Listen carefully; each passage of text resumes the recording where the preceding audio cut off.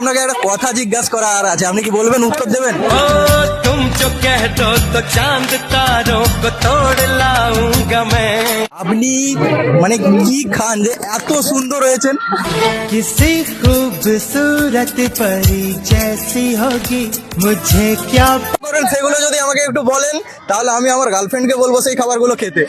মন রয়েছে রয়েছে দেখ তোর হাতে, মন চলেছে চলেছে তো দিদিভাই কিন্তু রিলস বানাতে ব্যস্ত, ওখানে ক্যামেরা আছে, তো তবুও কিন্তু দিদিভাইকে কিছু জিজ্ঞাসা করে নেবো। তো দিদিভাই কোথা থেকে আসা হয়েছে? আমি পূর্ব মেদিনীপুর থেকে এসেছি। দিদিভাই কিন্তু পূর্ব মেদিনীপুর থেকে এসছে, সম্ভবত ইনভাইট ছিল আপনার, তাই তো? ভাই ছিল। আচ্ছা দিদিভাই, আপনাকে একটা কথা জিজ্ঞাসা করার আছে, আপনি কি বলবেন, উত্তর দেবেন? বলুন।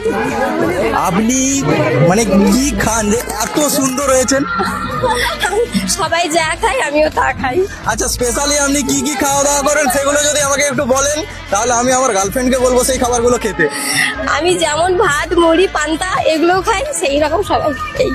আর তো দিদিভাই কিন্তু সাধারণ খাবার খায়, ভাত মুড়ি পান্তা, মানে একদম। এই বাড়ি আচ্ছা গ্রামের ভেতরেই বাড়ি, সবাই যা খায় আমিও তা খাই।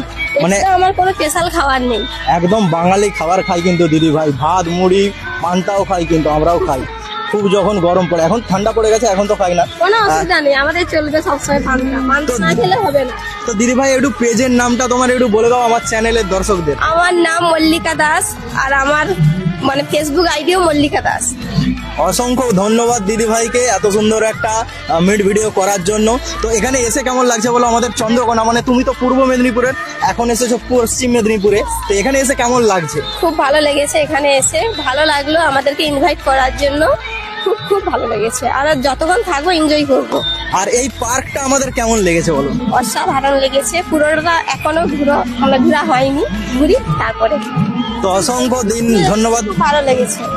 তো দিদিভাইয়ের কিন্তু আমাদের এখানে এসে খুব ভালো লেগেছে, অসংখ্য ধন্যবাদ জানাই দিদিভাইকে। তো এনজয় করো, ঘুরতে থাকো, সবার সাথে রিলস ভিডিও বানাতে থাকো এইভাবেই।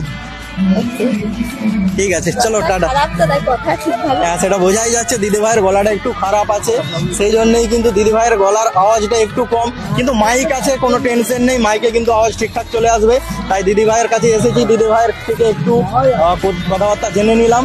আর তোমরা অবশ্যই যে যেখান থেকে দেখছো ভিডিওটা লাইক কমেন্ট শেয়ার করে দিও। Tata bye bye.